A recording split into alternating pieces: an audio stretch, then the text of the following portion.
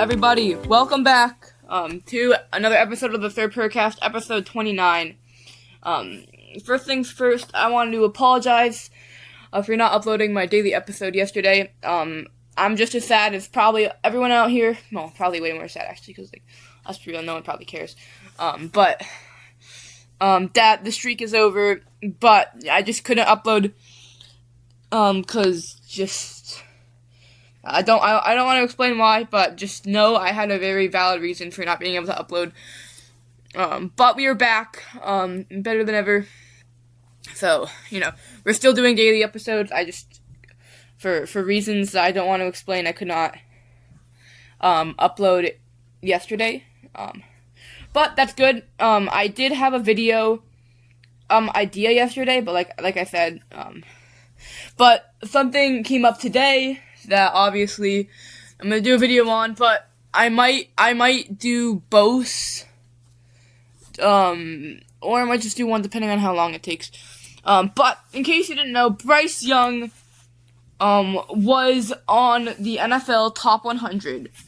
And in case you didn't know, the NFL Top 100 is a list made by NFL players ranking NFL players, of the top 100 players of that season. Bryce Young was on the list, number 98. Personally, I think that's a bit disrespectful. In my complete honest opinion, this is genuinely what I truly believe. I believe Bryce Young should be number 1. I'm a biased opinion, but that's me being completely honest. That's not me glazing. That's obviously my opinion is biased, but I'm being completely honest. I think Bryce Young should be number 1. But you should definitely watch the video. I don't think NFL Top 100 has it, but there is a video on it, so just search YouTube or something. I think it's by Allen Productions. That's the one I watched it from, but I'm sure there's others. If not, that one's fine. But I mean, yeah, I'm super happy. Obviously, having no players last year. I mean, again, like I said, I think Bryce Young should be way, way higher. But it's awesome to see being recognized. Wasn't on in 2023, wasn't on in 2024, was on in 2025. It just shows that the NFL acknowledges that he's getting better.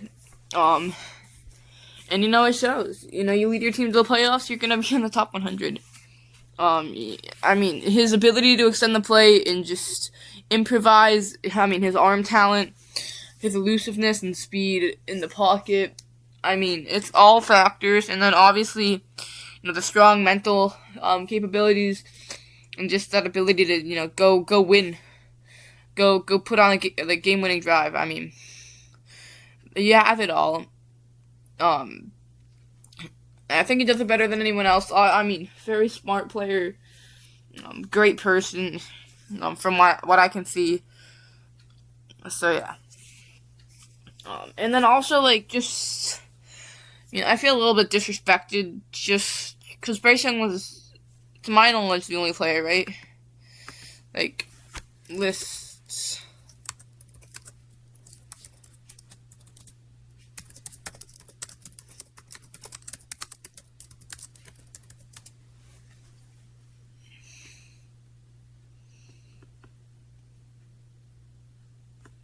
So far. Oh!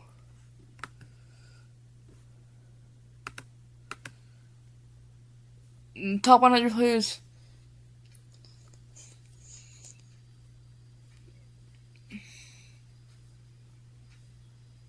I see.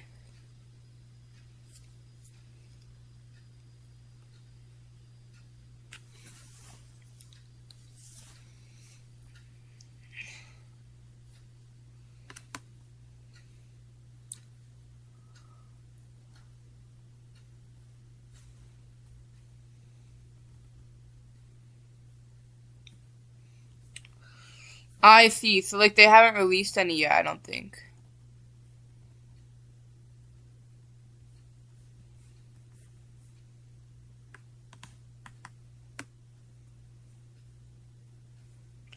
They haven't released any. I see. So, these are, the first ones released today. But on the article, the only highlights they showed were Bryce Young, as I just found out. So, I mean, yeah, that's cool. Also, I'm pretty sure I was, like, silent for, like, at least a minute, so I apologize for that. I was just trying to figure out, like, well, but I think what happened, or what is happening, there absolutely could be, more top 100. They just haven't, like, revealed them. Like, I thought they, like, counted up, but they're counting down, which, makes sense, add for the dramatic effect. But yeah, Bryce Young, okay, so there could be way more players. Never mind. I mean, well, Bryce Young shouldn't be here then. He should be higher. But, okay, sorry for, like, the long pause, by the way. Alright, so, like, scratch what I said about, but if there are no Panthers, I mean, I just don't think that's, I mean, these are the players I could see, in the top 100, Merrick, Hubbard, Dowdle, McMillan, Coker, Brown, Jackson Horn, Damian Lewis, Taylor Moton. I mean, yeah, I can hold it there, but I mean, obviously, like, some of them aren't gonna make it, but I mean, at least Derek Brown, Mike Jackson, J.C. Horn, and T-Mac, and Coker. I mean, honestly, I think all those guys are deserving. And I can make a strong case for each one of them. But I'm gonna make a strong case for Mike Jackson. Like, yeah, how do you not put? I mean, again, he very well could be, but if he's not, because I feel like the Panthers are kind of disrespected a lot, being like a team that haven't been like successful, in a long time, I guess. But Mike Jackson, how do you not put the PDF leader in the NFL in the top 100? And then J.C. Horn, he's always doing his thing. Some highlight reel plays this year. Derek Brown, an absolute monster, throws defenders around. T-Mac, offensive rookie of the year. Like, I feel like that kind of deserves it.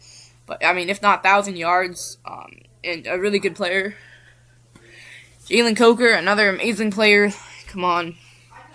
He's really good hands. Really great route runner. A great option for Bryce. Moton, just been one of the best right tackles in the NFL for such a long time, but Quentin Nelson was at number, like, 98, and, so because of that, I don't think, and, like, the same reason for Damian Lewis, but I think they should be. But Damian Lewis, great run blocker, great, he very rarely allows sacks, so, yeah. And then, obviously, Hubbard, I mean, I love Chuba Hubbard. He's always doing his thing. Great vision, great speed. But yeah, I'm very happy Bryce was able to make the top 100. Happy for him, happy for, just Panthers fans. I think that's a big step. But hopefully, if there's more to come, I will be, since they're probably going to release more tomorrow, I'm just going to, like, document, like, if there are Panthers players, like, I'm just going to, like, mention them in the podcast. And if I'm, like, late on a few days, I apologize for that. But I check Panthers.com daily, so, like, multiple times a day. I'd say, like, every 2 hours. So I probably won't miss it, but if I do, apologize for that. But without, further ado, let's get into the other video idea. I think it's probably won't take that long because, like, I don't know that much about other NFL teams in terms of what they've done this offseason, besides, like, the highlight things. But I want to talk about the other teams in the NFC South, and their off seasons, how that will affect the Panthers. So let's start with the Bucks. Tampa Bay, obviously, they were the ones competing for the division. With the Panthers, I guess a little rivalry going on. But I don't really see them getting in that position. I don't really see them doing well next year. But a little rivalry going on, obviously. And in the offseason, there's kind of two things I want to talk about. And I'm probably I'm probably forgetting a lot because I feel like the only ones I really remember are like the really big ones. Like even like the medium ones, I kind of forget a little bit. I've just been like focused on the Panthers a lot, I guess. Because like it was like kind of early on in the off season, like when all the big stuff had happened like 3 months ago. So even like the mediocre stuff, probably won't remember just the big stuff. And even that I'm forgetting a little bit. But I know Mike Evans is gone and out of Tampa Bay, and as a Panthers fan, could not be happier. Going to the 49ers, who we do not have to play this year. So Mike Evans, for the first time since he's been drafted in like whatever it was, 2013 maybe. That's my guess, 2013. Let me look that up. I'm not a Bucs fan at all, but that's a rough estimate. I'm going 2014 actually.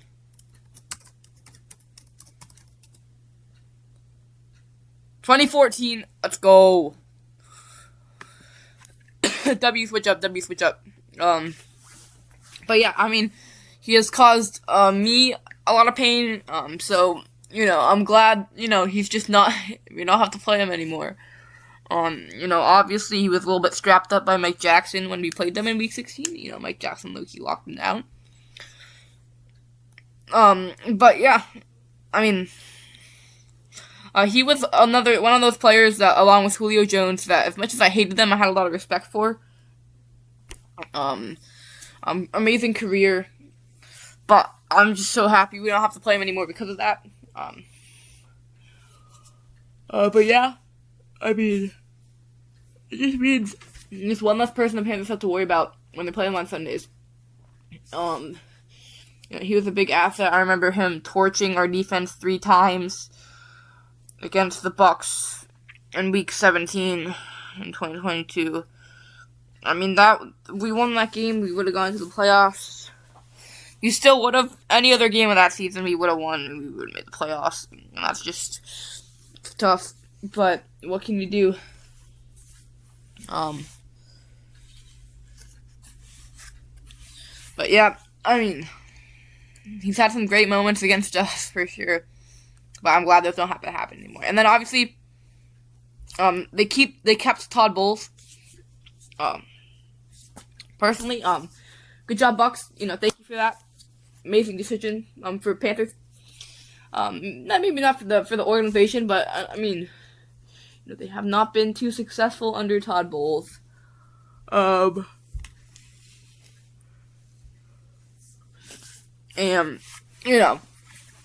I don't think he's one of the best coaches in the NFL. Definitely not Coach of the Year candidate or the. Yeah, I'm pretty happy about that. I think the Bucs definitely downgraded in free agency. I don't think they got better. There's one thing I did want to talk about the meeting. But Todd Bowles, he's coach of the NFL. It's hard to be a coach in the NFL, but I'm just happy about that. Because, again, they haven't had too much success with him. So, I think that's a positive for the Panthers. I'm not too good at analyzing stuff like that. But yeah.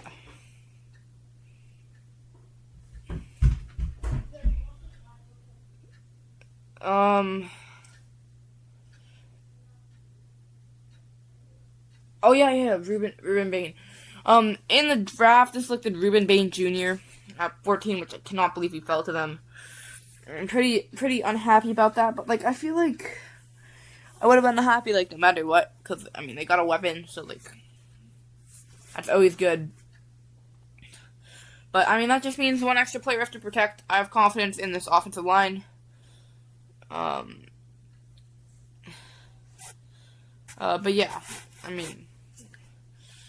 I feel like any skill player, doesn't matter who, besides running back, maybe because they have a bunch, or quarterback, obviously.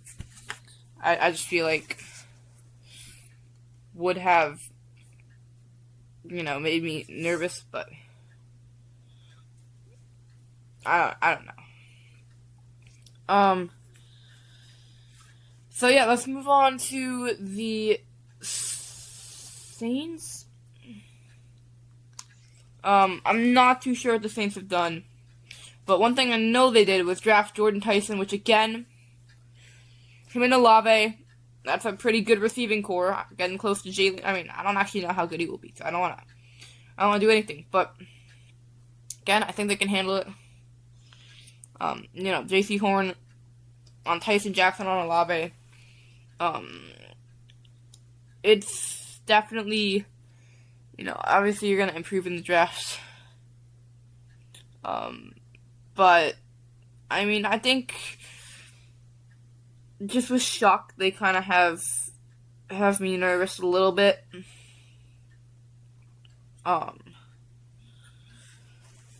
But because Tyler Sheck was a little good towards the end of the season, not Bryce Young, obviously, but so I mean that kind of worries me. They just get a weapon for him, which I don't know if ever. I mean, obviously, getting a weapon is always going to be a good thing, so kind of worries me. And then they signed Travis Etienne Jr., who has torched our defense a little bit in the time for the Jaguars in 2023 and 2025.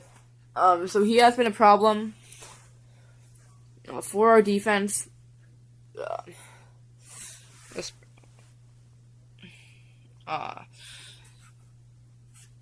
But I mean, I think we can handle with the additions of Devin Lloyd, and I just think ETN is really good speed and vision, but we have the better ETN. We do have the better ETN, so I think we definitely got that. And moving on to the Falcons.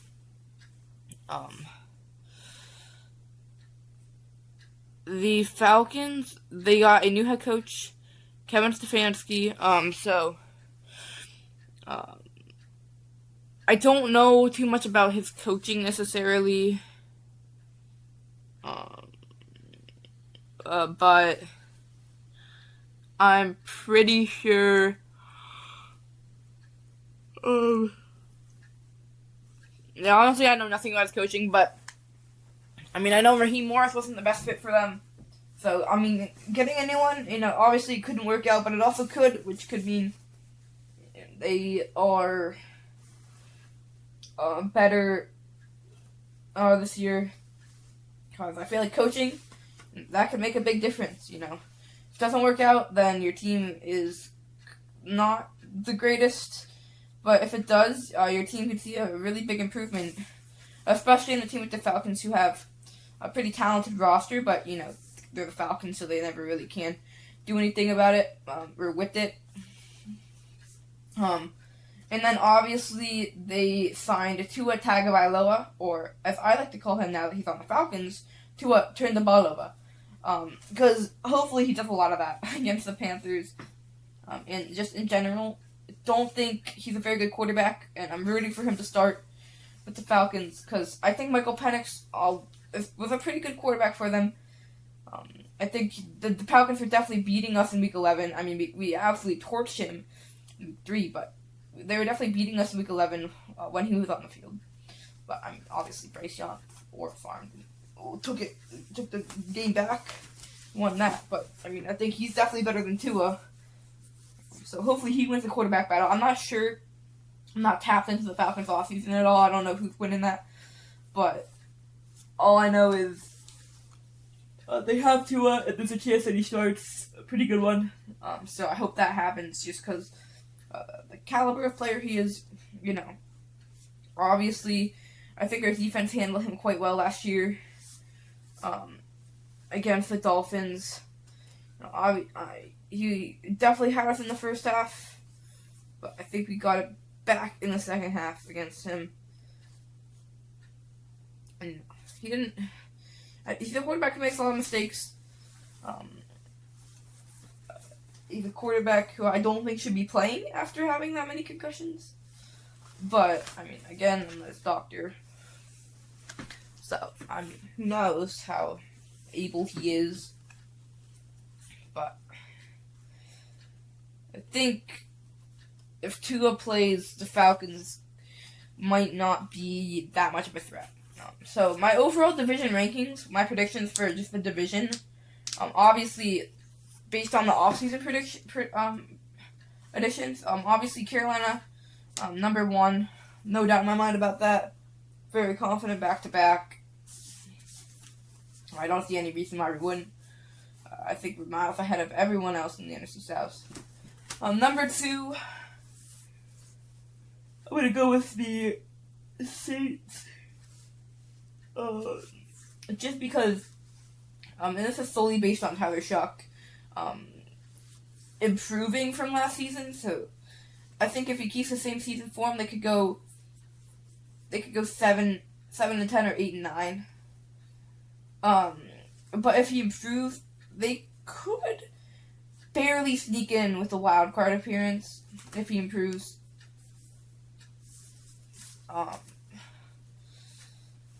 But I am not sure at all. But obviously, even if he stays the same, if he downgrades, very likely, by the way.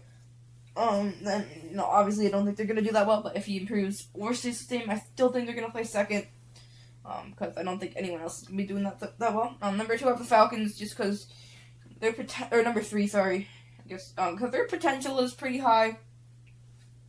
But I don't think the Falcons, they never really are able to pull it off. So I don't think they're going to do it. I could see them going like 6-10. They went 8-9 last year. But I just don't think the quarterback play will be good enough. And I can see Bijan carrying. But if they give it to him too much, obviously, could get injured, could wear down. There's a lot of things that could happen, and teams probably could be more ready for him. Because it's hard for a running back to have back-to-back amazing seasons. Barkley couldn't do it. And then last, it's the Bucs going from second to last, and but, I just don't think they've made enough off-season additions to keep up with the rest of the NFC South. I think 5-win season. I don't think Baker's going to be that good.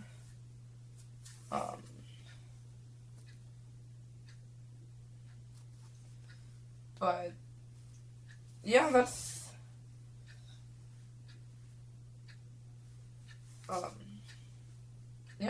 that's my division rankings. Thank you guys so much for listening to Sir Purrcast. Like I said, new episodes back, dailies. Just missed one yesterday, which I'm upset about. Thank you for watching / listening. And keep pounding. Well, I didn't end the recording.